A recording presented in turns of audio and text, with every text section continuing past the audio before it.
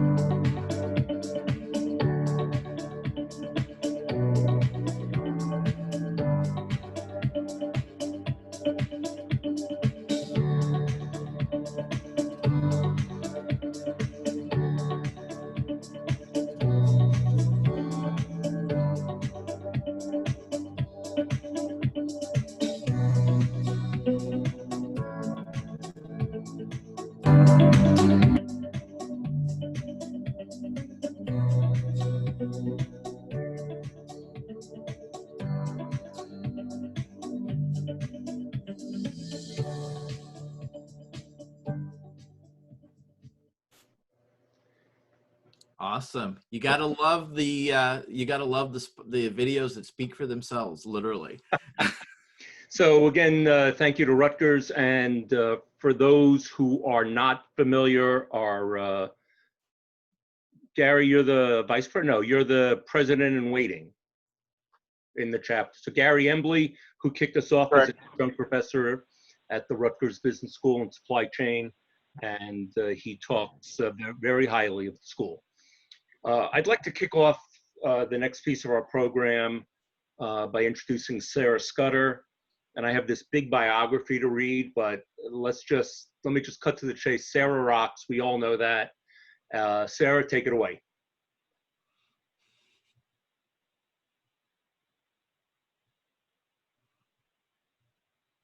All right, there we go. Thank you for the intro, and thanks, Kathy, for asking me to put together a panel discussion today about something that's very, very near and dear to my heart. And today, my panel and I are going to be talking about how procurement can win the hearts and minds of marketers. And what that means is, how can procurement and marketing stakeholders collaborate and work well together? So I've put together a really diverse panel to talk about their experiences in the marketing procurement space. And you'll see we've got a very diverse group of backgrounds. We've got consultants, practitioners who are actually working at companies dealing with marketing procurement on a daily or weekly basis. And then we also have the consulting perspective. So I wanted to make sure we have a really holistic viewpoint of all the different facets of working in marketing procurement. And when we get into the panel discussion, I'm actually going to have each of them introduce themselves so you can learn a little bit more about them and their backgrounds. So the format for our hour discussion today, I am going to spend just a few minutes talking a little bit about some of the trends, some of the things that I've seen that are happening in the marketing procurement space. And then we will switch it over and have a live interactive discussion with our panel. And I promise I won't bore you. We only have a couple slides, and then we'll transition right into that live discussion. So I had a really powerful quote that I wanted to share with you. This is from the consulting firm McKinsey, and it talks about why powerful, successful procurement is really important for marketing. So I'll give you about 30 seconds or so to read.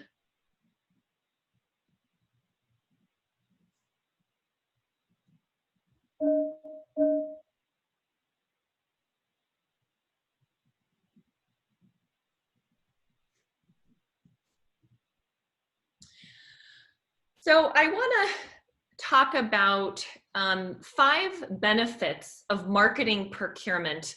And these are things that I have seen throughout my career. So I started out actually running marketing for a company here in the San Francisco Bay Area. And then I transitioned into a marketing procurement role where I helped several global brands set up very strategic marketing procurement solutions. And then now in my newest role on the solution provider side, my company RSN and I help organizations put strategic solutions in place for better managing their print and marketing services spend. And the reason I share that with you is in all three roles, these are benefits that I saw or experienced as why I think it's really important for companies to focus on marketing procurement. So the first is improved spend visibility. This is when procurement manages the purchase of marketing services. It provides accurate, a comprehensive account of where the marketing dollars are actually spent. And I can say that in most organizations that I've worked with, the marketing team does not really know who all their suppliers are and how much they're actually spending with each supplier. So that's something that procurement can really help by giving that good data and visibility into the spend. The second is risk mitigation. And this really has three buckets within it. The first is support for evidence-based supplier selection. So a lot of the marketing teams that I worked with, when I would try to find out why they wanted to or were working with different suppliers, it was very relationship based. Well, I really like this person, or I've known this person for 10 or 20 years. One of the things that marketing can bring to the table is some data and analytics and metrics around that selection process. The second is more effective contract preparation and negotiation. So making sure that marketing is getting the best pricing, getting the best terms that's going to really benefit them long term. And the third is more effective contract management and administration. So once a contract is executed, procurement can step in and help to make sure that marketing is getting the maximum benefit from that supplier relationship. The third benefit is improved spend optimization. And this is when procurement can help marketing stretch their budget by identifying opportunities for cost reduction or cost savings. And this is a very, very sensitive subject because a lot of times marketing thinks all procurement is coming in to do is cut costs. And that is not the case, but that's the perception. So it's very important that procurement focuses on budget maximization, which will then help marketing be able to do more initiatives and really be able to focus on their sales efforts. The fourth benefit is speed to contract. And this is when procurement can design, streamline and put efficient processes in place for actually going to market. And I think this is probably one of the biggest misconceptions that marketing has about procurement, is that all procurement wants to do is slow things down. When procurement and marketing work together, it's going to delay it by months or years. They're never going to get to market on time, and it's going to really impact their sales. I can't tell you how many times I've heard that. But it's actually not true.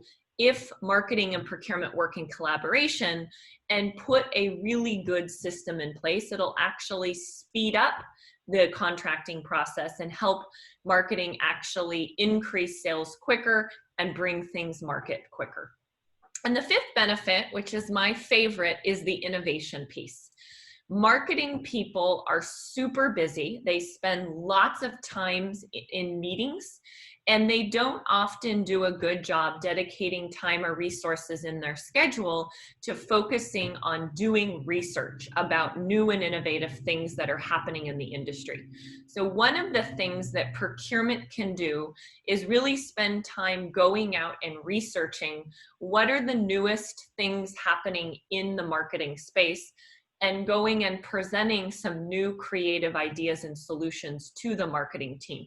So you're kind of doing that vetting and research process for them.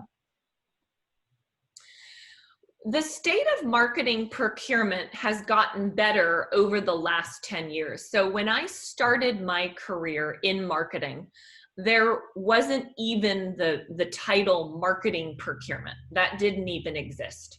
And there was really never a situation where procurement and marketing were heavily intertwined and working together. That was just not very common. Procurement was doing their own thing, then marketing was off managing their budget and running their programs and focused on their branding and sales activities. But so it's gotten significantly better. I can say here in the San Francisco Bay Area, in the last 12 months or so, I've seen a significant increase in the amount of marketing procurement jobs that are coming onto the market. So more and more companies are focused on hiring people to really sit on the procurement and marketing team, which is great. But we still have a long way to go. And I've put a couple statistics up on this slide for you. Both Globality and the World Federation of Advertisers have done some pretty good research in the marketing procurement space. So if you're looking for references or resources that have some good statistics and data, I would recommend both of these. And they've done several surveys where they're trying to find out how much of the marketing spend is procurement actually controlling and managing. And you'll see the statistics range from 20 to 24% to 50 to 80%. In my experience, it typically falls in the 20 to 50%, which means there's still a significant opportunity for procurement to come in and take control of a spend that has not been managed before. And my final slide is talking about why procurement and marketing have such a challenging and tricky relationship. And for me, it comes down to two major things. The first is the lack of promotion and drive from the CEO to really get marketing and procurement to work together. In most organizations, the chief marketing officer or the head of marketing reports directly into the CEO. And if that CEO is not mandating or encouraging collaboration between marketing and procurement, it's very, very hard for those two groups to work together and be successful. So I would say really important for the CEO and executive team to buy in and really promote that collaboration and teamwork. And then the second is just different goals and objectives. Procurement is often focused on data, analytics, efficiency, saving money, kind of more of the back-end process. And then you have marketing, who's really focused on growth, strategy, branding, and sales. And both of those roles and skill sets are just very, very different.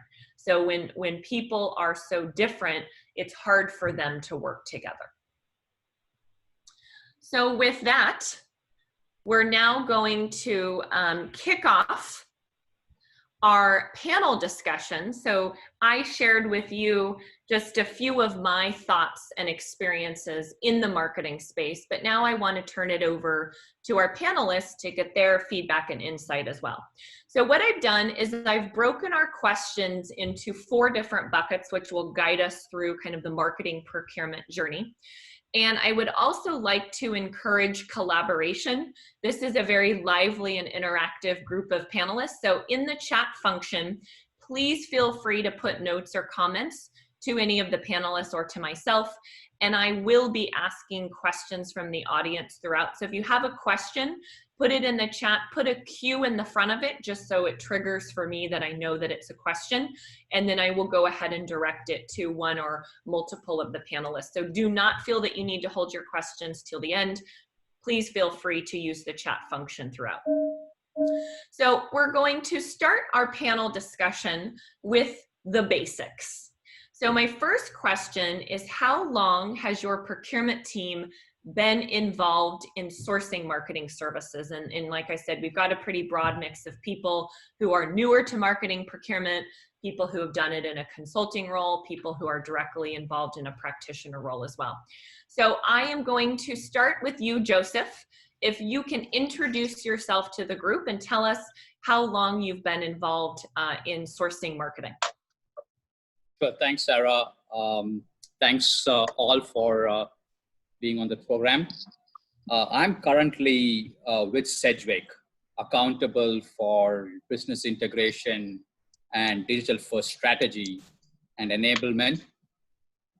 I call myself as someone who's had a very unique perspective, having sat on all three sides of the triangle during my entire 2+ decades, where suppliers want to maximize, clients want to minimize, and consultants want to optimize. So I have had a very unique perspective, and that's a perspective that I'm going to talk about throughout this program. So also to add a little bit, I'm also a teaching assistant at MIT. I teach at the MIT Center for Logistics and Transportation, where I specifically teach supply chain, their specific systems and data analytics. And I'm involved in a broad range of activities in the supply chain itself. And a portion of that is in sourcing and procurement. So to answer your question, Sarah, I would say almost 7 years tactically. And that's where you see a low level of engagement where, essentially it is, here is a service that we want to probably buy, not source, buy. And most recently in the last year and a half, strategically, because of the budget constraints, and we want to do a lot more sourcing, moving from a buyer engagement to category management, strategic sourcing, and most recently even digital procurement. Because if you look at the entire chain of sourcing and procurement, you will see digital plays a very small role in this entire spectrum. It's primarily, all we talk about is, having an SAP or Ariba or any of these RFX systems which are out there, and we go to the market for sourcing, get the bids, and then award it to the best bid stakeholders think are applicable in that particular space. So that's been my experience, at least from the procurement side of things. All right, Joseph, thank you for joining us, and I look forward to hearing your unique perspectives. Manuel, if you want to introduce yourself to the group and tell us Sure. how long you've been involved in the marketing procurement space. Thank you. Yes. So my name is Manuel Villarreal. I am the head of procurement for Novo Nordisk in the United States. So Novo is a Danish company. The US affiliate is a very large one, which operates fairly independently, which is kind of a unique position because it's fairly standalone within the global spectrum. So I manage both a few category teams, all on indirect side, as well as more the operations and process, COE, as many people call it. So I've been in indirect procurement since about 2004, and a very broad kind of generalist approach at things, and then a little bit more specialization started getting both in, I've been in packaging and corrugated construction products, financial services along with, and then I started in pharmaceutical a little bit over 12 years ago. And so marketing procurement has been interesting because where I came from, which was more of the financial services side, it was just starting about 10, 12 years ago. A few deals, and actually that's what drew me to marketing procurement, because the bank I was with, nobody was doing marketing procurement. Very few people were engaging with the marketing teams, and it was cool to start working with them, right? And I enjoy ambiguity, and I'm sure we'll get a little bit more into that, and as marketing teams tend to do. And so I found it interesting and exciting to not open some doors, but get into a space that was new. And then it was interesting to come into the pharmaceutical space, where typically pharmaceutical procurement departments have been less strategic or aggressive in their involvement because the pharmaceutical does have healthy margins. But within the marketing space, they've been doing it for a very long time. And so that was an interesting kind of duality there of coming in from an industry which maybe has a little more advanced procurement practices, but wasn't as involved in marketing, and then coming to pharmaceutical, where marketing and procurement, I mean, those have been the categories that have been driving pharmaceutical procurement for a very long time, even beyond some of the other more typical ones. So that was interesting to find. But I would say personally, I've been doing marketing procurement for 15 plus years, which has been cool. I've seen a lot of things change. Which is a long time. 15 years is, there's been so many changes even in the last couple of years. And Manu, I think it's interesting you mentioned packaging. Packaging is one of the biggest growth categories in the print space.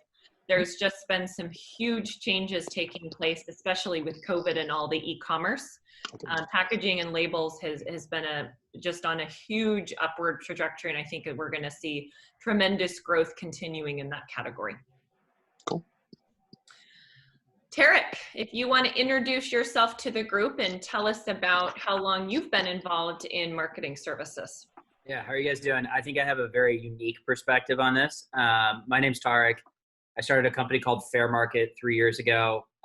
We're about 80 employees now, and in 3 years, we count customers ranging from like British Petroleum to Capital One to we have smaller customers like Yeti Coolers.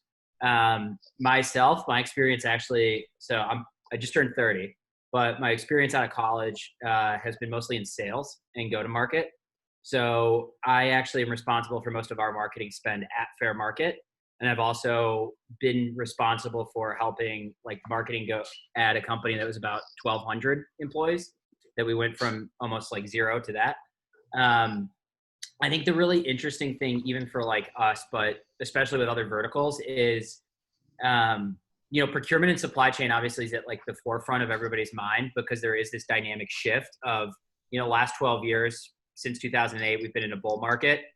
And a lot of companies, whether it's technology, biotech, if you're outperforming your metrics, marketing and consolidating that spend is a little bit less of an issue. And right now there's that huge change where, it's like Boeing might be insolvent in a couple weeks, right? Or things like that, where a lot of companies are looking to see where they can cut corners. And it's not just on like paid per click AdWords, it's other areas of being able to optimize the current suppliers you have. Because the status quo that we see, at least with our customers, is what makes them feel safe. You've been going to that person that's built you the content or that graphic designer for the last 5 years.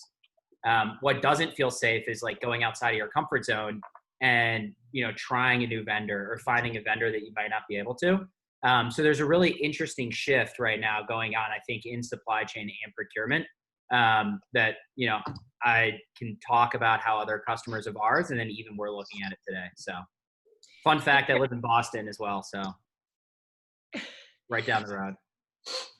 Tarek, you bring up an interesting point that I've seen throughout my career as well, both as a procurement practitioner, someone who was running marketing. There's a big fear of poor quality.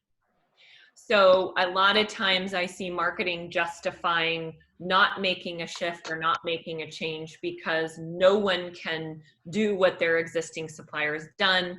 They're afraid any sort of shift or change is going to impact the quality. So I'm seeing that being a big shift now with COVID and budgets being significantly cut. Yeah, I think the biggest thing too is it's like figuring out where to cut. Because before it's like the philosophy in marketing, especially with digital ads, is like trying different channels. So you're going to try things until one plateaus. You're going to keep trying to optimize. So essentially you're just throwing money at the wall and being like, hey, I think these Facebook ads might help. Let's spend, if I'm a big corporation like Novo, let me spend, millions of dollars on Facebook. Let me try with LinkedIn. Let me try these different channels to see where we can optimize, where it's a little bit different of approach, especially when it, can immediately impact your cost of acquiring a customer. Mm-hmm. Well, thank you for joining us today. All right, Michael, question for you. What types of marketing services is your procurement team involved with sourcing? And Michael, if you can, before you answer that question, introduce yourself to the group as well.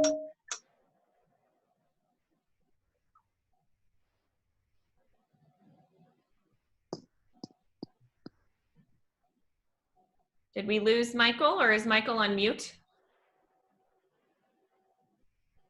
All right, we're going to, we will give Michael a second to get his audio worked out. Kathy or Robert, can you unmute Michael? We can Yeah, I just asked him to unmute. There you go, Michael. Yep, Try there that. we go. Did it work? You're Yep. you're Can you good. hear me now? Yep. Okay, perfect. Okay, great. So Sarah, thank you. And I thank you colleagues who joined me on the panel today. I'm actually a past president of ISM New York. I've been in procurement for over 20 years. My experience in marketing and advertising ranges from all the way back to pre-press and print, paper buying, and all marketing agency work. I've worked at American Express, Condé Nast Publishing, and Time Inc. So I have a pretty good background. I also have a Bachelor of Fine Arts degree. So I have a really good appreciation for what ad agencies do in making creatives. And that allowed me to understand the marketing side of the business and understand what the goals of marketers are and try to align my goals with the goals of a marketer. But as far as the factors that go into decision of involving procurement, there are a number of factors that drive this to get sourcing involved. Sarah touched on these when she mentioned the 5 objectives earlier, but one of them is compliance, right? You are what your suppliers you work with. So you need to be sure that you're working with the right suppliers. And procurement does a good job of vetting suppliers, making sure that they're in compliance, making sure that we have the right contracts in place, and making sure that those agreements are kept up to snuff. So when there are changes in your organization, they're reflected in the contracts that you have between you and your business partners. So those are the things that I get involved in. The other part of it is also marketers are really focused on the creative side of it and not necessarily the financial side of it. If they've got the money in their budget, they will spend that money in order to get what they need. If they could buy more by creating RFPs that would reduce the cost per unit and get them to buy more stuff, which is usually what I sell to them, on how to make it work, that's usually how it transpires. But basically the 2 things is compliance and getting their understanding that if we reduce costs, they have more money to spend on other things. Michael, thank you for joining us. Love the quarantine haircut. I haven't had my haircut since February, so my bangs keep getting in my face. One of the things, Michael, that I think is interesting about you and why I was really interested in having you on our panel is you actually have an agency background. And you've actually worked for an agency, which I think gives you a unique perspective as well, that you've been on both sides of the table. Yeah, that's correct. And on the agency side, I actually worked the other side of RFPs, right? So I was responding to RFPs. So since I've developed a lot of those in my career, it gave us an advantage. I worked very closely with the creative teams on presentations that we would make to potential clients. So it does give me a unique background. And like I said, there's a mutual respect for both departments, which sort of helps bridge that gap between the 2. Yeah. Well, Michael, thank you for joining us. Joseph, what types of marketing services is your team involved with sourcing?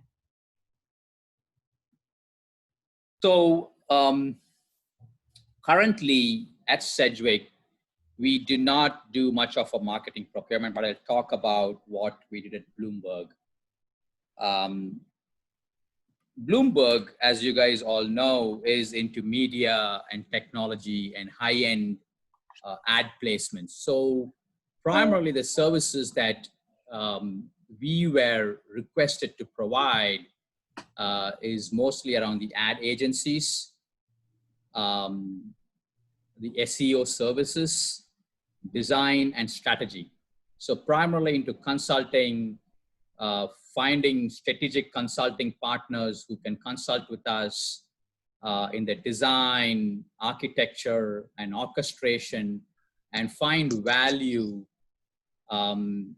because I mean, we had a good audience, but at the same time, we had a challenge as well in certain markets because Bloomberg is everywhere. Bloomberg terminals are sold across the globe. They're all financial terminals, and each terminal costs around $2,500 a month. So there's a lot of dollars on this initiative. So we need to make sure it is very targeted. It is for the financial institutions. So we want to get our strategy right even before going into execution. So primarily around design, orchestration, placement ads, and media buying. Okay. Manuel, what about you in the pharma space? What is your procurement team involved with sourcing in the marketing space?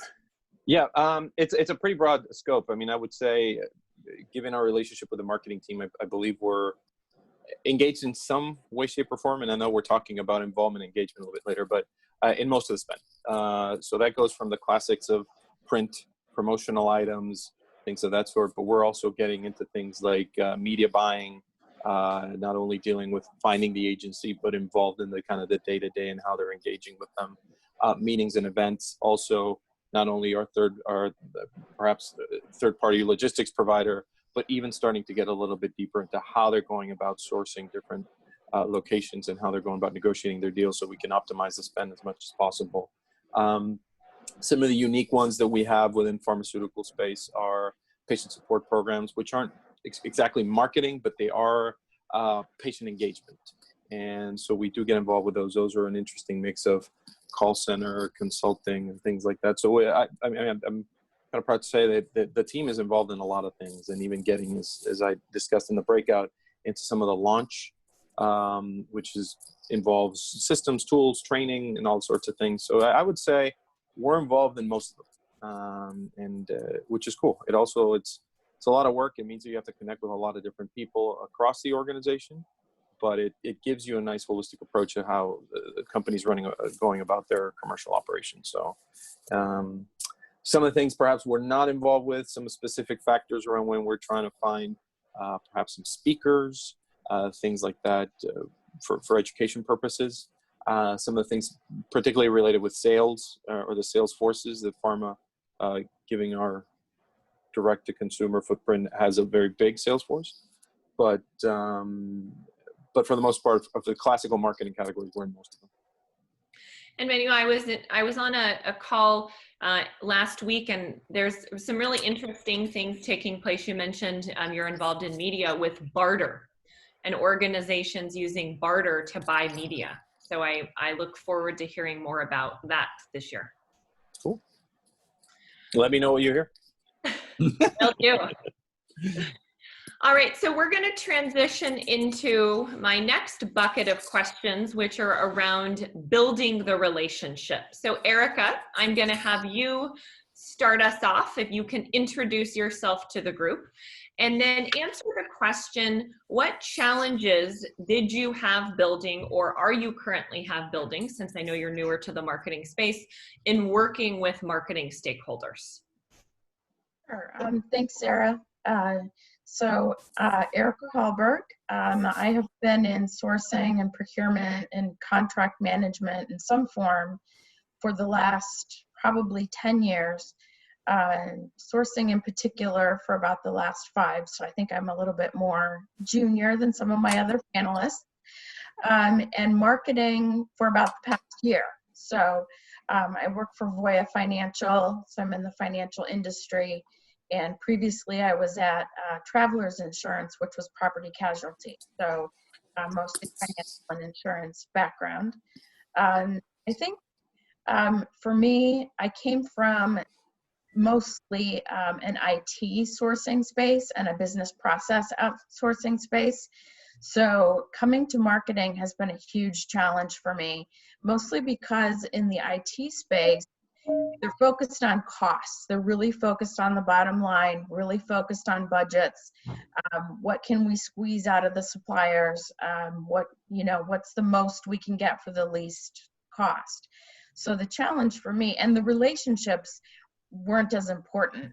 It was a little bit more not focusing on the relationship as much as it is in marketing. So as I dove into the marketing realm, what happened was I very quickly realized that the relationship is a lot more important in the marketing space, and adding value to the relationships from the suppliers is more important rather than the cost, but getting extra on and extra things for the money, and not so interested in chopping the cost like someone else mentioned earlier on the panel.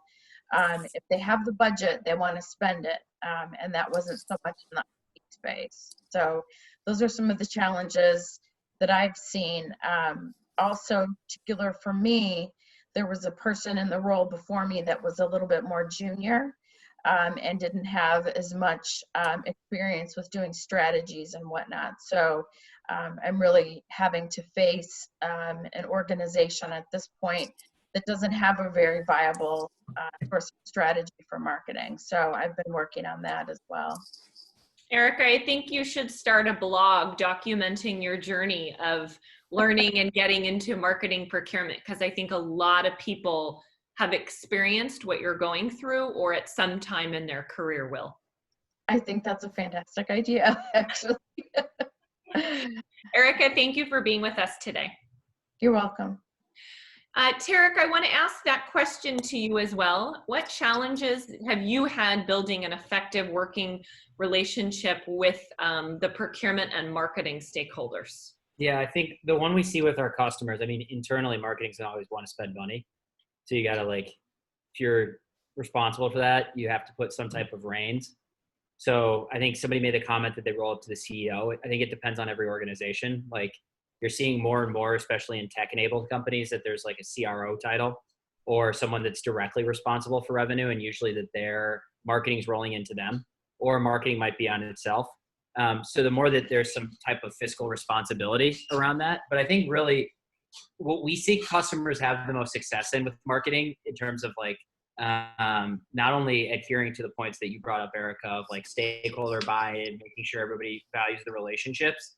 It's treating marketing. We see customers that treat it almost as recruiting, or treating it as professional services, where you're looking at another dimension that's hard to quantify by just actually a number and cents.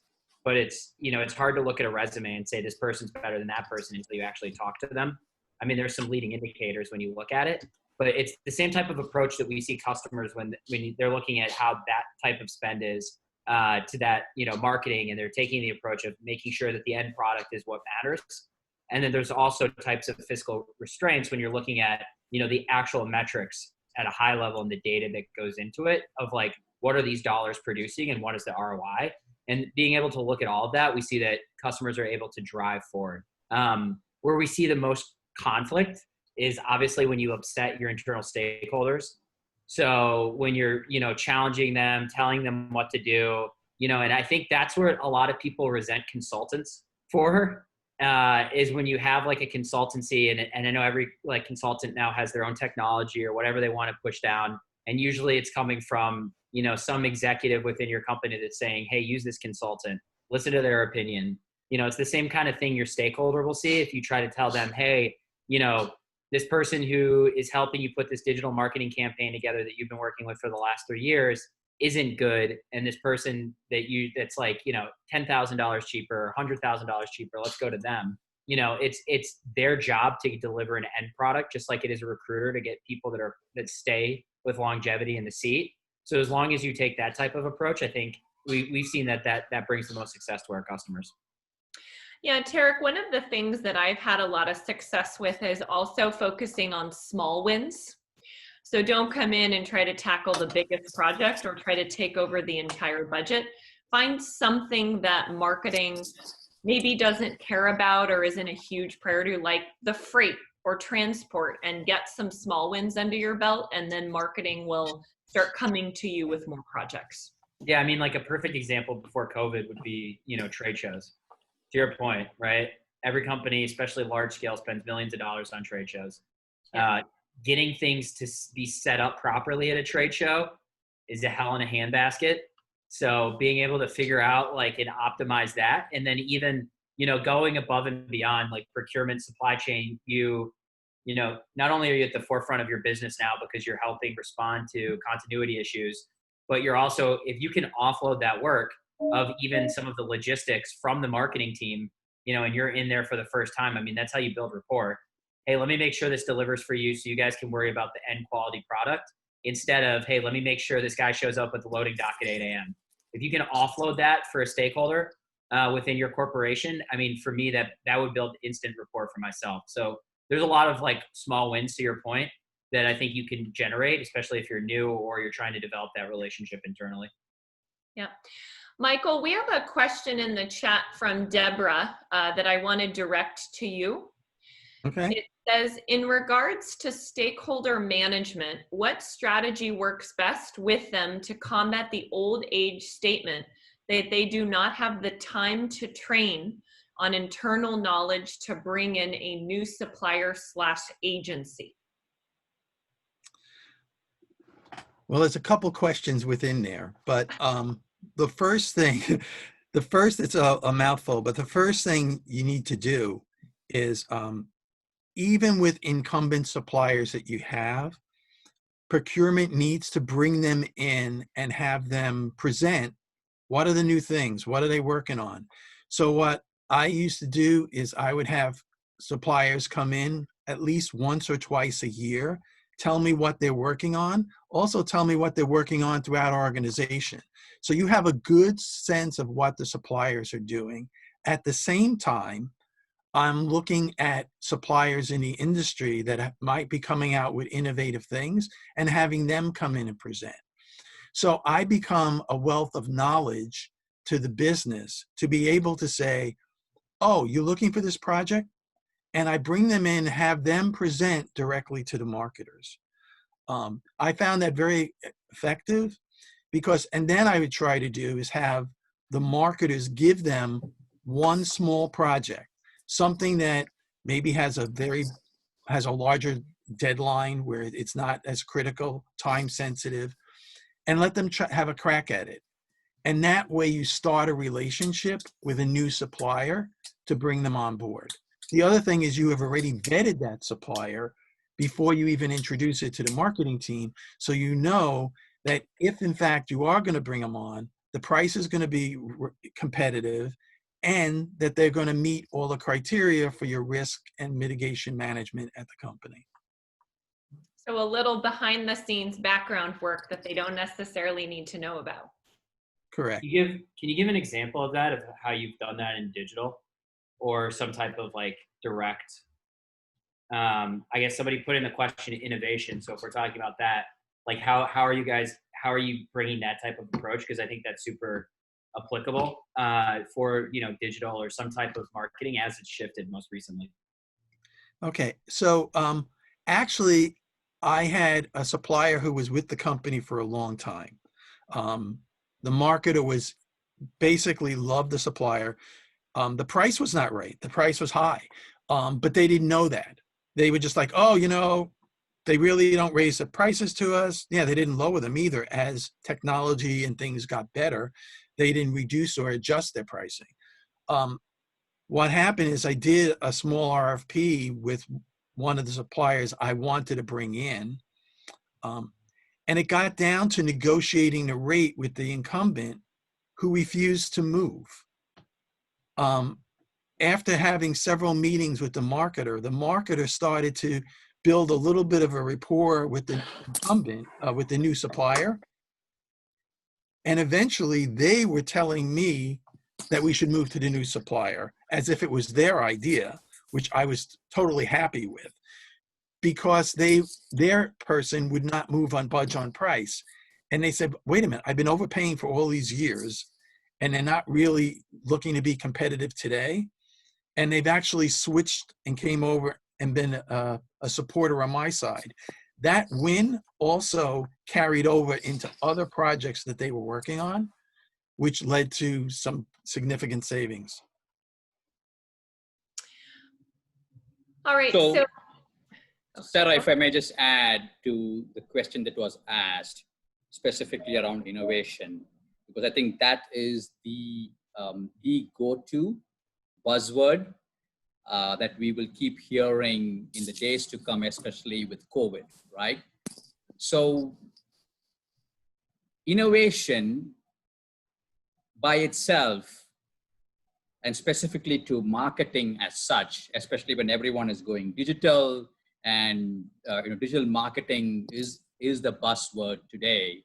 I want my suppliers to be at the forefront of any digital enablement, which I look at from a few factors, from 4 or 5 factors, right?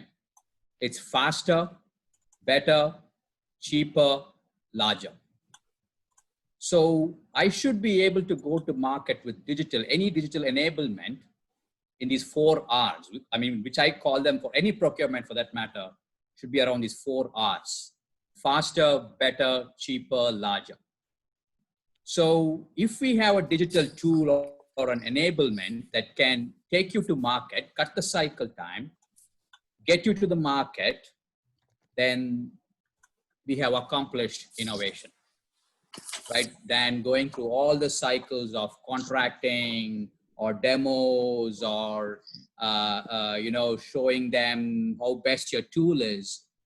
If I can get to the ROI part of it as quick as possible, and we can demonstrate that, that's innovation and that's agility. And that's what the market is going to seek from all of us in the next days, months, years to come.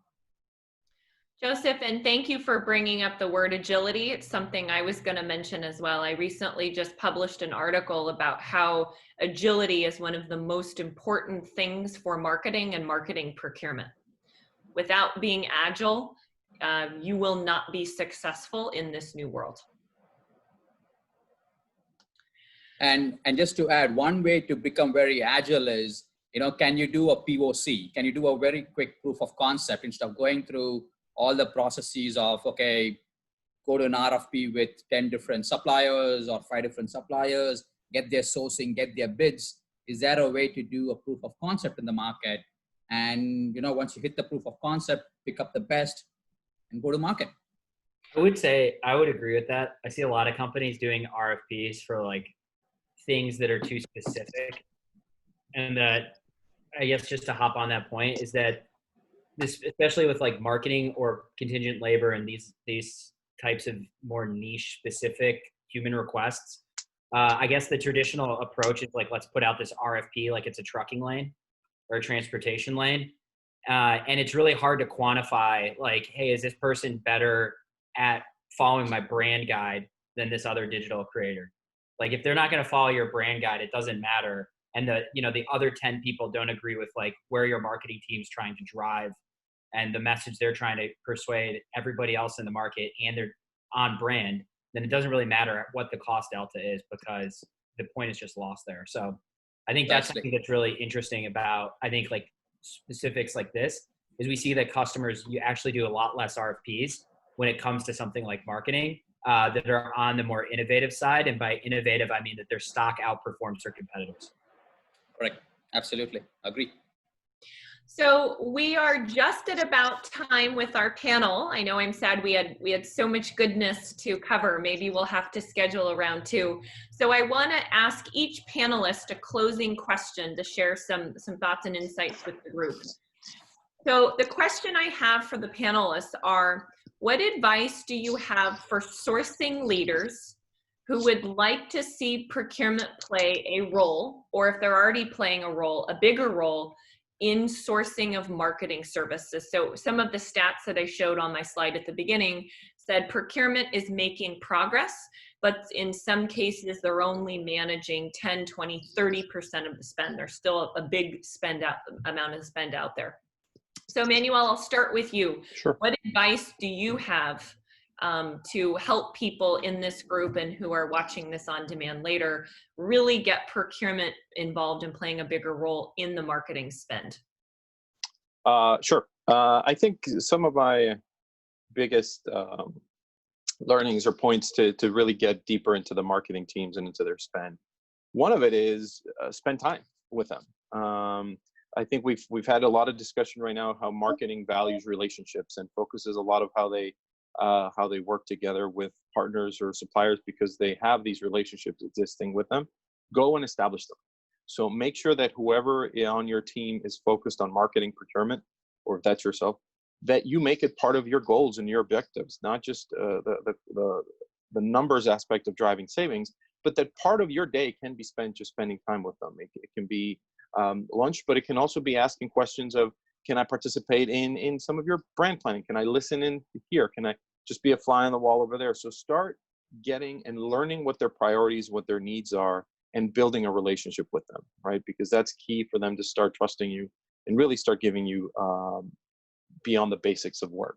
I also think you need to start learning and speak their language, right? I think in procurement, we tend to speak a lot of procurement-ese in category strategies, in RFPs, in all of those things.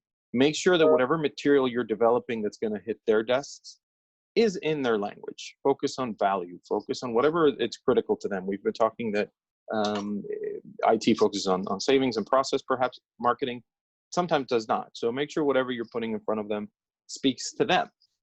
Ultimately, they're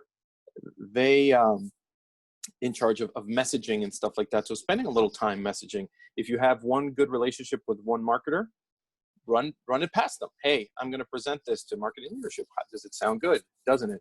Because that'll be much more impactful.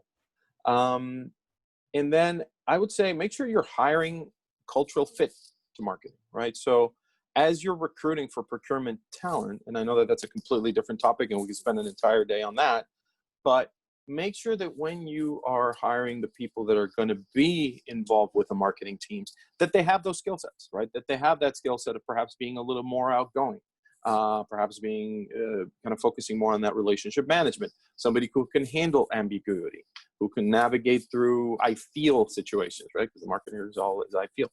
And so make sure somebody that you're going to put in that room has those skill sets, because it'll make them more successful, it'll make them connect with the marketing teams more effectively. And then what I would say is last, as you're putting procurement work and engaging with them, it is true that marketing sometimes sees us as bottlenecks or as a organization who just wants to constrain them or not let their creativity flow.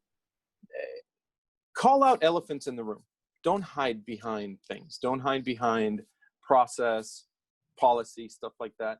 Sometimes, you know what? If you run an RFP, it is going to take a bit longer than bringing in the person that they've been doing business with before.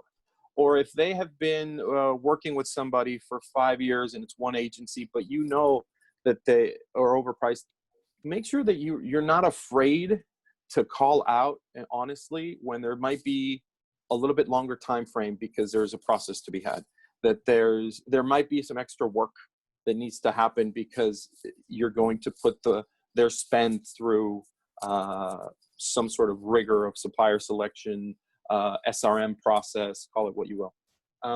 The benefits are there, and I think we always can share the benefits. But call out the challenges, and I think they respect that, because then you're putting that, oh, I'm a bottleneck in front of them and saying, look, guys, this is going to take a little bit longer, but here's why, and then explain the benefits behind it. I think if you're honest in that way, it just creates that environment of trust and engagement, which is really necessary, especially in the marketing space. All right, so we're just at about time, but I want to let each panelist say a word or sentence to also give some advice. So Erika, I'm going to put you on the spot a little bit, again, knowing that you're more of the newbie in the marketing space, but what one piece of advice would you have? To take yourself off mute before you speak. So I think the one piece of advice I would have that kind of blew up in my face a couple times that I learned the hard way was to get in very close with your chief marketing officer and be very honest and transparent with them about your experience, your background, what you're trying to accomplish for them, and get their input. What are they looking for from you? How can you service them and their teams effectively? I didn't do that in the beginning, as I mentioned, and having that kind of come to Jesus meeting, if you might want to call it that, with the chief marketing officer was huge for me and opened my eyes a lot to the marketing space. So I would definitely say to have that person be your ally and even possibly a mentor. All right, Tarek, one piece of advice from you. Yeah, I think it hits on Manuel's point. It's like, do the hard work.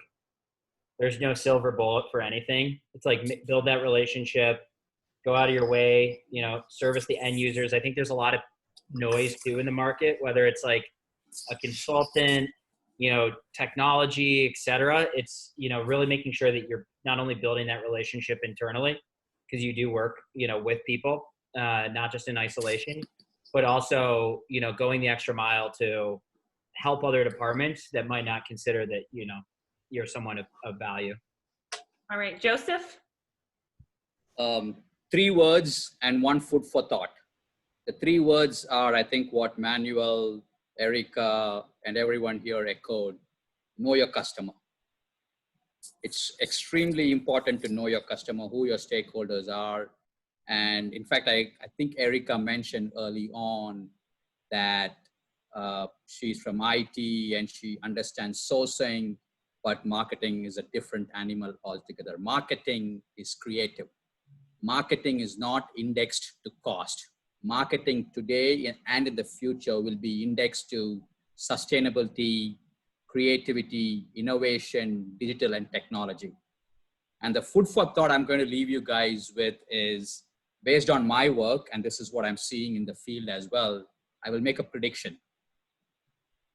In the next decade or so, I expect procurement to cease to exist in the way it currently is set up. Procurement will exist, but in a completely different model, completely different fashion altogether, because of the significant digital innovation that's happening in this space. And I expect that to be quantum in the next few years. And hopefully with a much cooler name. I hope so. Michael, we will end the panel with you and your final advice. Sure.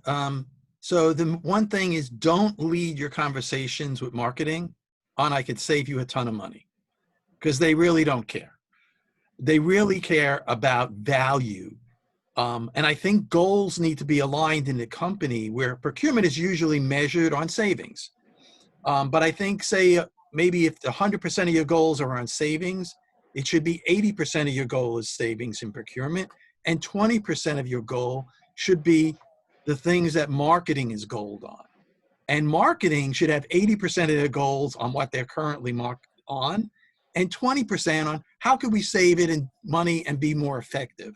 This way, both procurement and marketing have skin in the game, and allows you to collaborate a little bit more from a structure standpoint. But basically, they're not concerned about savings. They want the right supplier at the right price. All right, and with that, thank you to the panel. We do have some more questions in the chat, so if any of the panelists feel comfortable answering Gary's question, and then we might have a couple others as well, feel free to put your remarks there. And Robert, I will pass it over to you.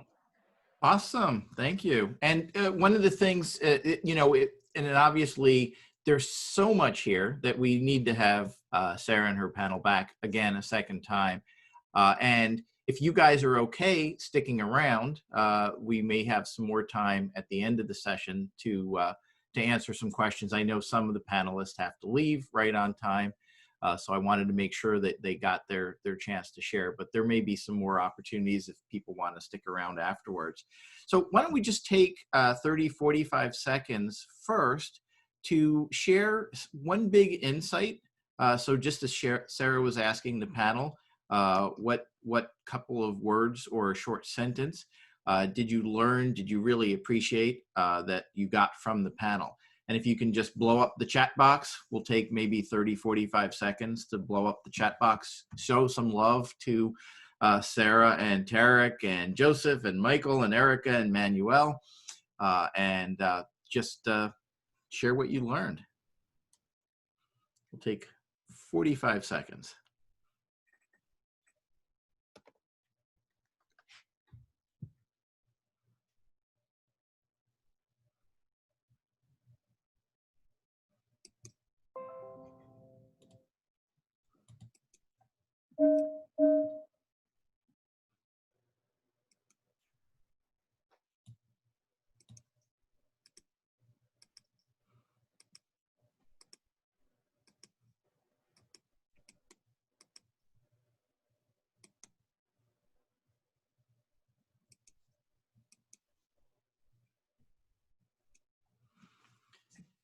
Joseph's saying I might have answered the question unclearly. So something that you learned, just a short couple of words or a sentence that you learned from the panel, or something that you appreciated about the panel?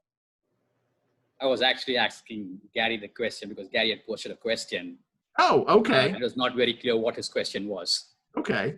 Well, then I just gave you an extra few minutes to think.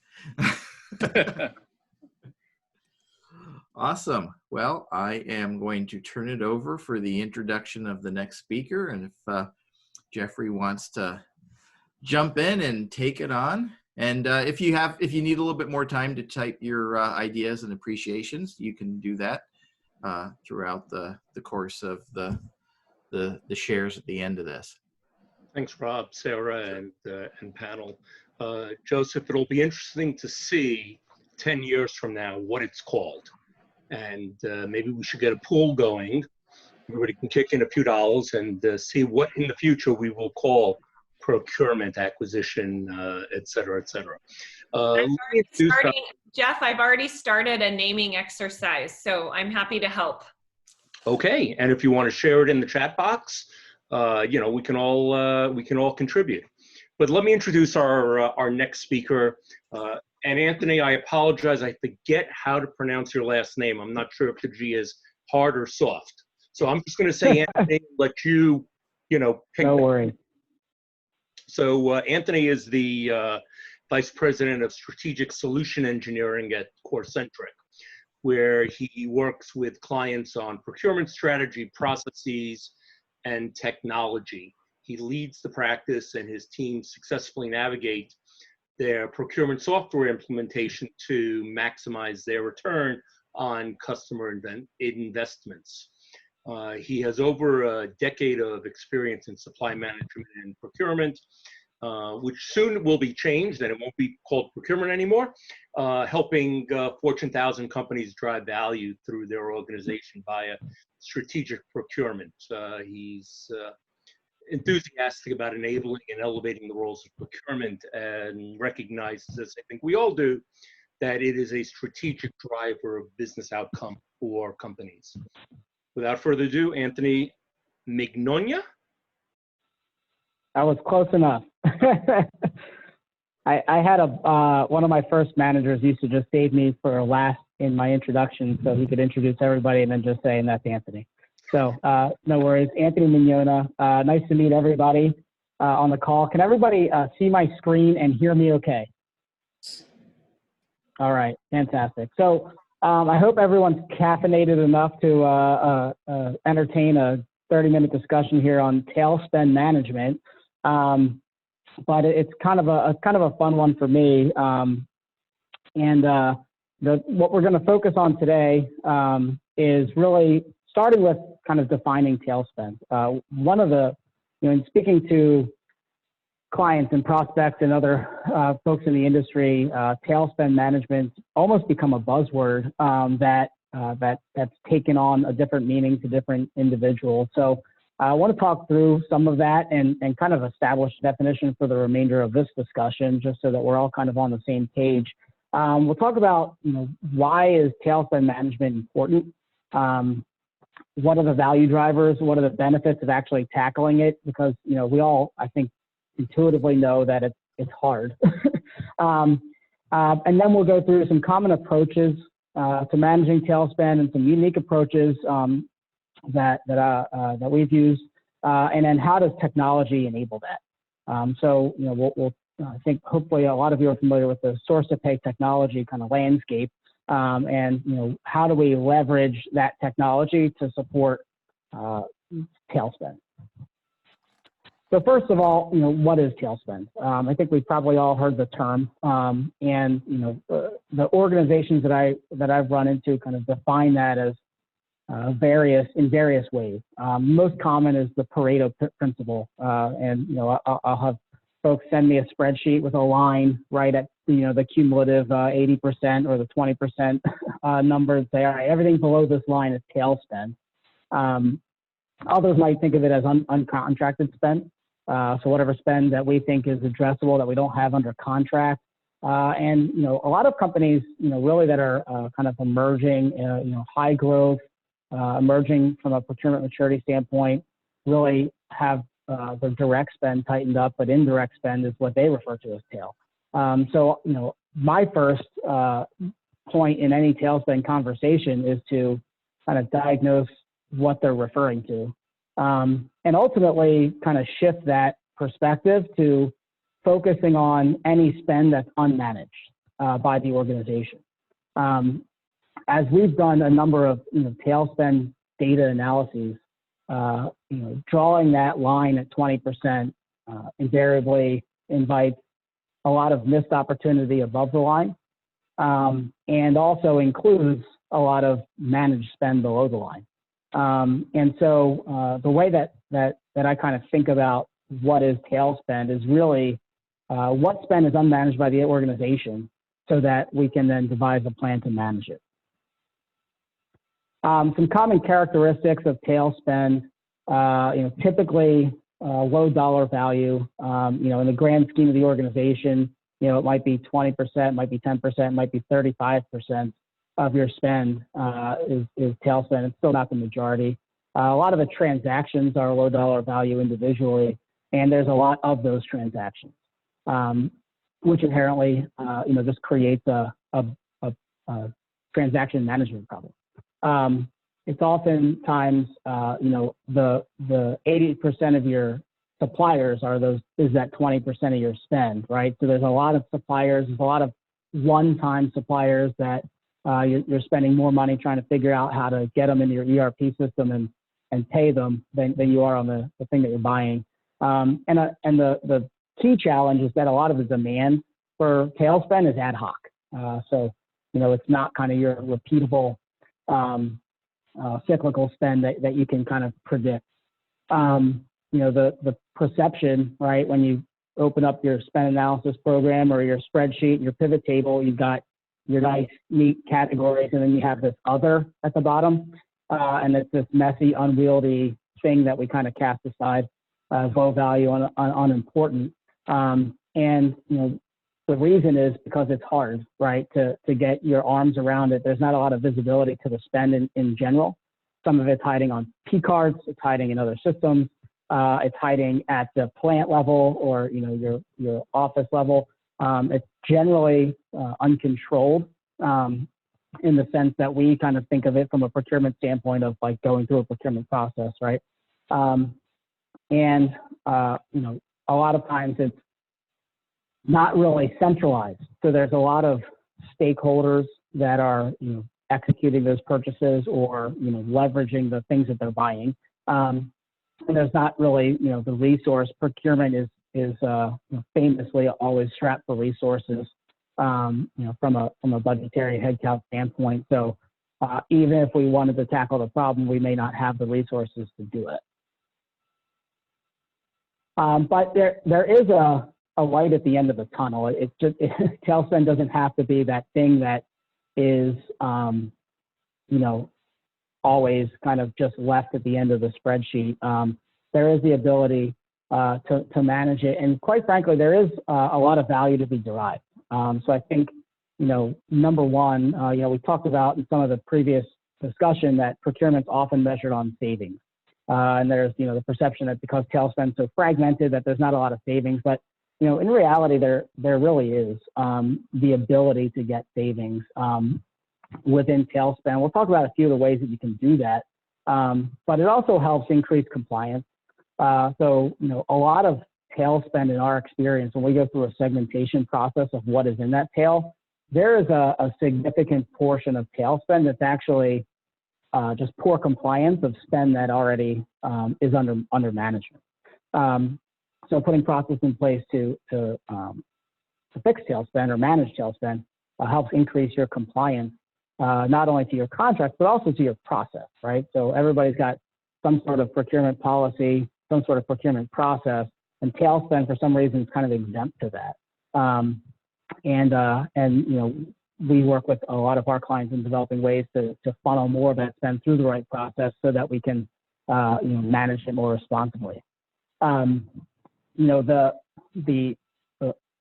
the iceberg, the bottom part of that iceberg, that is the suppliers that make up tail spend, is oftentimes unwieldy.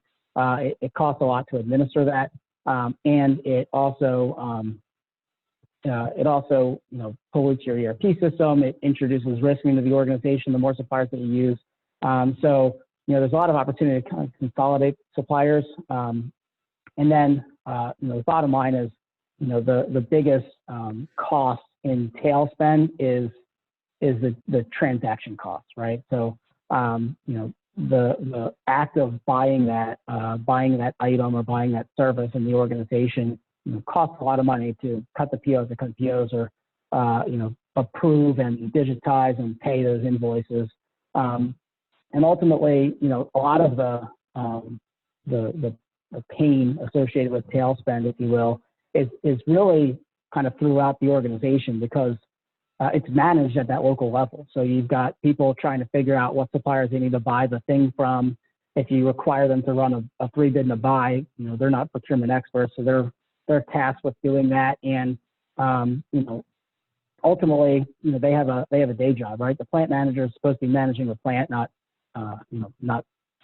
focused on supplier discovery and buying things. So the kind of soft benefits there is just allowing your organization to really focus on what matters from their kind of day job standpoint, and put everybody to their best and highest use.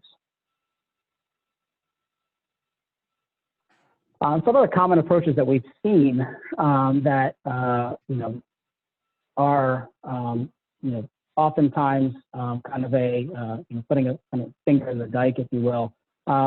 First is outsourcing that tactical procurement process, right? So the organization said we need to put in a 3-bid and a buy process to make sure that we're buying things appropriately, but the burden of executing that is now dispersed throughout the organization. It's sometimes followed, it's sometimes not. So a good way to get a handle on that is to run a 3-bid and a buy process. And a lot of times that team may exist in-house through a center of excellence, or it might be outsourced, or you might be leveraging technology to do that. And that's effective for that component of what I would call non-recurring spend, and we'll talk a little bit about that later. But it's only kind of it's a lift and shift of a process that we kind of want to reduce the throughput to that process. One of the other things that we see, we actually usually engage organizations after they've tried the, just give everybody a P card so it's not as much of a pain. I can't see the future, but I can predict with a high degree of accuracy. Just handing out P cards means you're just going to have a P card problem in a year where people are overspending on P cards. And a lot of times that results in, kind of buying more things than you should be on those P cards. And ultimately, there's a savings erosion from, all the work that strategic procurement's done. So, as we've kind of looked at this landscape from a tail spend management standpoint, we've said, like, all right, what's missing from these approaches? And number one is that other category is effectively a category. It's weird, right? It's a weird category. It's not like the ones that we're used to. But we just had an hour discussion on sourcing marketing, right? And that's a different category than IT, and that's a different category than MRO, and that's a different category than facilities management. So your other category is a category unto itself, and we just need to take a kind of a strategic approach to how do we manage the strange nuances of that category. One of the biggest value drivers in that is just driving as much automation throughout the business transaction process, from the time you need something to the time you need to pay for it, as you can, because a lot of the cost of tail spend is in getting those transactions processed. Leveraging technology to enable that is what we'll kind of focus on today. But you can't automate without the technology, right? So those things kind of go hand in hand. And then once you get the program stood up and you say, we're going to be managing our tail spend differently, we're going to do it this way, we've got a bunch of people on board, how do you, once the project's marked complete, how do we say, all right, how do we manage this moving forward?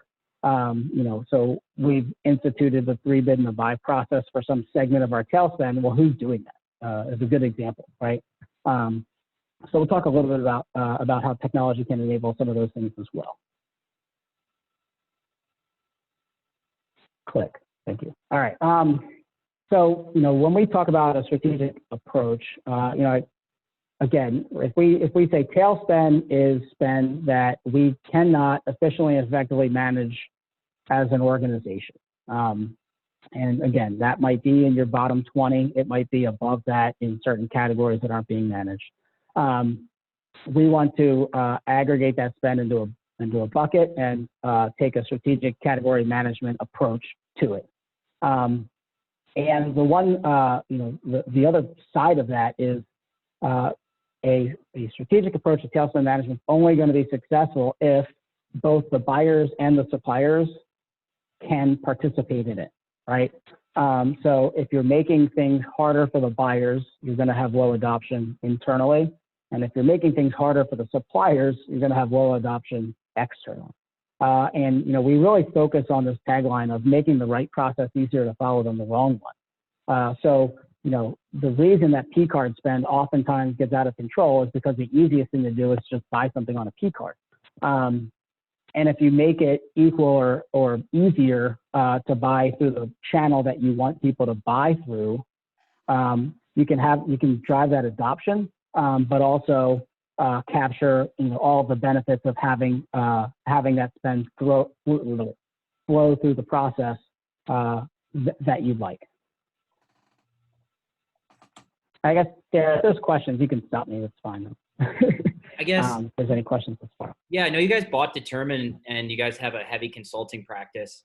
I guess if we're looking at automating things, how is like bringing consulting or that type of approach or more people at the problem really automating this? Yeah, no, good question. So the consultative aspect of tail spend management is kind of designing the program. Organizations are, oftentimes resource bankrupt, expertise bankrupt when it comes to tail spend. So taking a pragmatic approach to segmenting that spend and then plugging in the right technology in the right spot to drive that automation is how you do that, right? So for example, using Fairmarkit as one, we've helped organizations kind of devise a tail spend management where that 3 bid and a buy process for that non-recurring spend that's above a certain level run through Fairmarkit, right, as an example. So that therefore is then automated. But there's automation beyond that, right? If we look at the invoicing side, stacks of paper invoices from the guys in the pickup truck that are helping to do X, Y, and Z. How do you get those invoices digitized? You can automate that through various technology solutions. The more spend you can put through a purchase order means that when those invoices come in, they can be automatically matched and they can flow through. So there's a lot of different areas to automate that, but getting the program set up is oftentimes where we deploy the services and then the technology kind of on the back end. I see the hardest, and I think marketing is like the hugest area of disruption, especially from a consulting approach, just because it's hard to manage not only the back end, but also consolidation and vendors. So I was kind of curious as to your guys' approach around like just marketing, tail spend, because it does, I would say, looking at customers that, especially in the technology and finance space, that makes up a really, really long tail of suppliers. So I was just curious as to like your consolidation strategy around that too. Yeah, I would say that marketing, not my area of expertise personally, to be fair. So it's kind of an approach around, I guess the fundamentals is segmentation and then developing a strategy for each of those segments, right? So, why is the marketing spend so disparate, right? Where do you have kind of supplier overlap, whether it's functionally or geographically? Is there a reason for it? Sometimes there's a valid one. Or is there an opportunity to drive consolidation? And, ultimately, it's not necessarily that you always have to consolidate all the suppliers into a smaller bucket of suppliers. There's oftentimes valid reasons for, supplier fragmentation, if you will. But then how do you do business with those suppliers more efficiently, right? And that's where, technology can come into play. Yeah, I think to your point, it's really relevant that you brought this up because it's such a big area we see with customers today, especially marketing. Yeah. Sure. So, some of the ways that we've, leveraged technology, the chevrons at the top are kind of your typical source to pay technology space, right? Some of the bullets below there are just kind of how we've deployed different solutions to address different problems. So one of the things we see all the time with, organizations that, either don't have a procure to pay system or maybe have one, is that they're underutilizing e-catalogs. I think we see time and time again, small companies, large companies, they have the same 5 catalogs that were implemented during implementation, or maybe they've, got some punch outs set up with their biggest suppliers.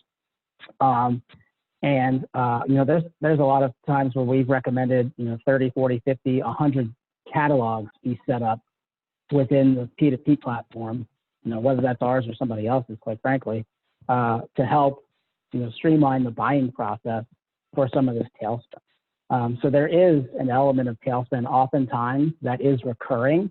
It just doesn't appear that way when you're looking at the data. And group purchasing is another way to kind of get a handle on some of those smaller, messier categories. So where you don't have a lot of leverage in the market. I'm assuming a lot of people are familiar with the concept of group purchase organizations here, and probably some of you have leveraged them, right? But that's a great way to kind of, aggregate some of that spend, funnel it through a process and save some money. And if you can reflect those group purchasing programs in a catalog, it's, again, streamlines the buying process and then ultimately streamlines the invoicing process, because you can enable that straight through processing. I'll talk about it a little bit later. By making the process kind of automated within a platform, you're able to kind of enforce the processes and policies and workflows that you want, right? The concept of approving spend before you spend it is a common one that we run into. And a lot of times tail spend is just kind of the invoices showed up, who bought this thing, and is this the right amount or the right supplier or the right quantity or whatever. So, the more you drive through the process, the less of that you have. And it also allows you to help track compliance to your existing preferred agreements. We have one client where the majority of their savings from tail spend wasn't necessarily poor compliance. It was that people were buying from their contracted suppliers on P card, so they weren't getting their discounted pricing. So just by buying from the same supplier in a different way, saved them whatever it was, 10, 20% on those purchases. So, you can track that compliance better, and you don't get these false positives where, 100% of the spend that went through the system went through the system, obviously, right? It enables you to kind of have a more holistic view of your spend and help drive that continuous improvement. We talked a little bit about that straight through processing concept. So, there's automation to support invoice management, but if the more you can push through a purchasing process on purchase order, the more you can drive straight through processing with things like three-way matching, et cetera. Getting invoices digitized, I'm sure a lot of you are familiar with, the concept of like OCR and those types of things. So, somehow getting the invoices that typically for tail spend, you're not setting up EDI connections or CXML connections with those suppliers. You're getting email, PDF, Excel spreadsheets, or, paper landing on your desk that, somebody's got to enter into a system and then figure out who needs to approve it. And there's, people drawing on things and those types of behaviors that, the manila envelopes with the crazy 8 thread going. And then finally, how do you support onboarding suppliers, right? So we want to consolidate the number of suppliers that we're using, but how do we further automate supplier onboarding when we do need a new supplier so that we can pay them? And then how do we facilitate that payment, right? So those are all kind of the areas of value that we would look at from a tail spend standpoint. We can leverage technology for each of those to help automate and drive down the cost of those transactions.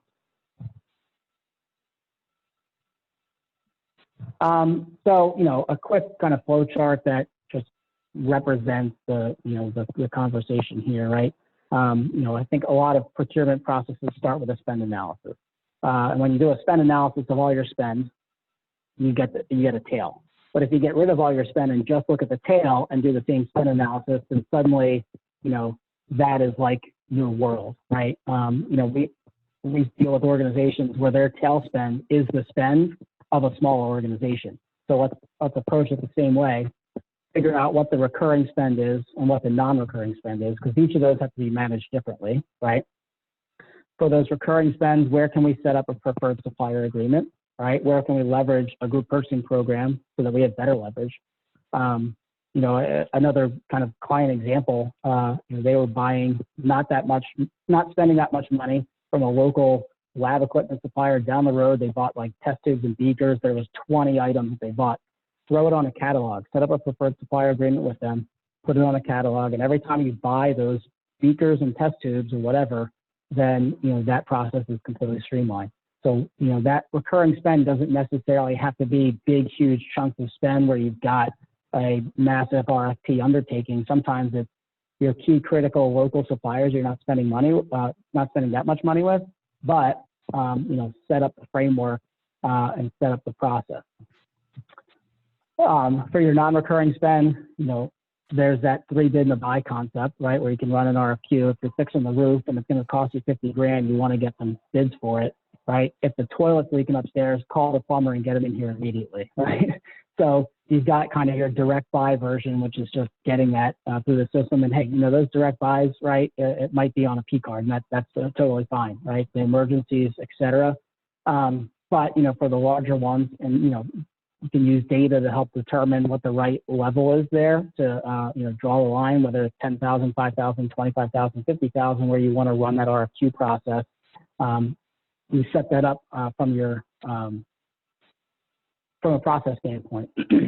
All that recurring spend, again, we try to maximize leveraging technology, get it in a catalog. I don't care if it's 5 items, I don't care if it's 1 item, I don't care if it's 1,000 items. Get it in a catalog, let people buy from it, make it easy, bring that kind of online shopping experience that they're used to at home, bring it to work, and help them buy the things that they're buying all the time. For that non-recurring spend, again, there's processes you can put in place for the 3 bids and a buy, whether that's internal, external, automated, or outsourced. And how do you want to handle the direct buy requirements for those one-off requests? A lot of times, those one-off requests should end up on a catalog, right? So I wasn't buying a widget yesterday, but I'm buying widgets today, and I'm buying them tomorrow and every month from now on. Should we, with the analysis, right? Whether it's a forward-looking understanding of this is a new thing that we're going to start buying, or a backwards-looking analysis, which is, hey, we bought these pink hammers like 100 times last month. Maybe we should add them to our Granger catalog. There's a connection there. And ultimately, if you want to have an approval workflow associated with different variants of spend, you can do that within most technology platforms. So again, the concept of approving the spend before you spend it. Let's put the approval on the requisition before it's spent, as opposed to searching for the approval at the invoice stage. From there, you cut a purchase order. A supplier, sends you the thing or does the thing that you asked them to do, and that's great. Ultimately, you can receive, if you want to receive, a lot of times people receive, items, maybe not services. That's all dependent on the organization. And, eventually you're going to get an invoice from the supplier that you're going to effectively want to match and pay. So those invoices, can get matched against a purchase order. They can get matched against a receipt. They can get matched against both. If they match, then effectively you haven't had to touch that order from a purchasing standpoint, from the point of approval all the way through payment. Or if you need to do a receipt, that's your touch point, right? And then the good news is, by doing it within a technology platform, you get that reporting capability that fosters that continuous improvement, right? So any initial analysis is based on the information that we have today, and that information is usually a mess. I think most of us can kind of attest to trying to decipher, P card reports and ERP or AP exports and those types of things.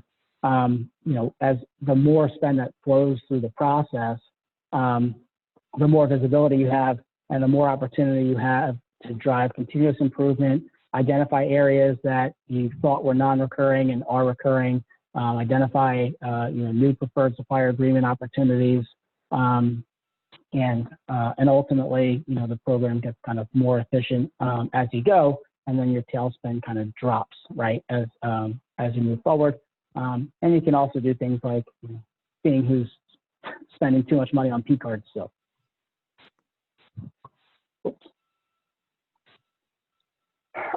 Now, that being said, technology isn't a magic bullet.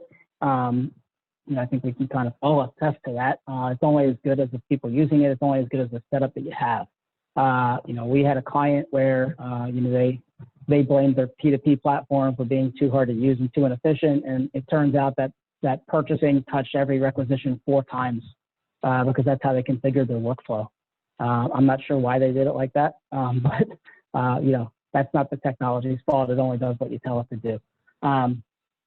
Ultimately, it's kind of up to you to get the ROI out of it. And there is obviously work to doing that. So here's kind of another cut of a process, right? That you could set up with a combination of technologies to basically facilitate those recurring purchases, facilitate those non-recurring purchases, and provide an outlet for those one-time emergency purchases, whether, again, that's the toilets leaking on the 4th floor, or whether that's, the retirement flowers for, Janet from accounting. The bottom line is, in order to drive the value out of tail spend, capturing the savings, driving the compliance, and ultimately driving the efficiency of a business transaction, technology can certainly help achieve those business outcomes by eliminating, touch points and, making the right process easier to follow than the wrong one, so non-compliance is a non-issue. And then lastly, I alluded to this before, but, how do you sustain success, right? So, the design and implementation of the program is always based on the information we have today. If you want to drive ongoing continuous improvement, that means that you have to have an ongoing, program in place to manage both, the system, but also the process and the users, and identify suppliers that are behaving badly, identify users that are behaving badly, identifying opportunities to drive further efficiencies, identifying bottlenecks, and all of that can be done through system administration, through that reporting. We like to call it kind of the eagle eye in the sky, right? That's looking at all of these things and connecting the dots. That BIDES concept, is one where, some organizations have it set up as a center of excellence where they just have people that do that all day, every day. And, the automation's more on the, flow and the requisition to them. Obviously, there's tools from our friends at Fairmarkit that, automate the actual 3-bid to buy process itself. But, the bottom line is, for that segment of spend that's non-recurring that you want to execute an RFQ for, you need somebody to manage that. And oftentimes it's not optimal to have that sitting, at the plant local business unit level, because it's kind of not their core competency. Supplier onboarding is another one, that can be facilitated with technology. There's a lot of supplier management systems out there that can facilitate the onboarding process from a data collection standpoint, from a qualification standpoint, from a payment standpoint. And then ultimately, cutting checks to all these one-time suppliers is also an expense. I think we estimated, $1.25 every time you cut a check, and it's, doing that 10,000 times a month, and it gets expensive. So, there's payment facilitation organizations out there and technologies out there that will effectively, you pay that organization, they facilitate the payment. So you essentially outsourcing the actual payment to those suppliers to reduce that kind of administrative cost. So, you know, I work for a company called Corcentric that helps organizations with their tail spend management. We have a source-to-pay software platform as well as consulting and managed services to support these programs. We're based down in Cherry Hill, New Jersey. So for you New Yorkers, we're in Eagles country. Maybe we can rename procurement to the Washington football team. I think we can all have some fun with that. But our solution landscape spans the entire source-to-pay technology footprint, as well as includes consulting and advisory services, strategic sourcing, managed services, and GPO solutions. So you know, we can really support the end-to-end process from a tail spend standpoint, whether that's from an assessment perspective or from a solution perspective. And I believe that is all I had today. I'll take any additional questions. And if you haven't already, you can find me on LinkedIn, and you know, we can start a conversation that way. Awesome. Super, super helpful. And maybe what we could do, and I don't want to set Kathy up for something that I'm committing to on her behalf, but there were a couple of questions we couldn't get answered in the panel, and there may be some questions for Anthony that we may not have time for on this particular session. So Kathy, if you're willing, there'll probably be a follow-up to this, a follow-up survey in which you can ask some questions. And Anthony, are you willing, if we gather some questions up, to answer some of the questions? Yeah, absolutely. Okay, awesome. So, and again, I can't speak for Kathy, so I won't I won't say that that'll happen. But it seems like a good idea, just to be respectful of everyone's commitment to you know, to it being, in most people's world, 3 o'clock or 4 o'clock. Wow. So I love it. Yep. Yep. No, we'll follow up with questions. No worry. Perfect. Perfect. Yeah, no doubt. No doubt. Super, super helpful. So yeah, just to put a bow on it, and I mean, wow, like what a contact-packed session. Who would just like to share something that they appreciated about to Anthony and his presentation? And I think we did some good sharing for Sarah and the panel prior to that.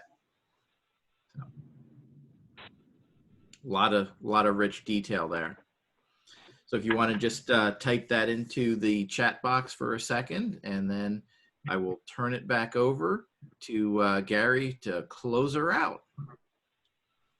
Yeah, I just want to say thank you to everybody. There definitely was a lot of very good insight and discussions. And again, you know, this second day of the forum, I would have much rather seen everybody in person, but unfortunately, because of COVID, here we are. You know, the networking aspect of it face-to-face would have been much nicer, but this has really turned out to work quite well. So again, I want to thank everybody. We have one more session, which is next week on August 5th. Oh, didn't realize my birthday. Hey, send presents though. Thank you all for the help, you know, and the good work and the good talks. And if you do have questions, please forward them. And Kathy and our team will make sure we get the answers back out to you. So on that note, have a great night, everybody, and thanks again for your participation.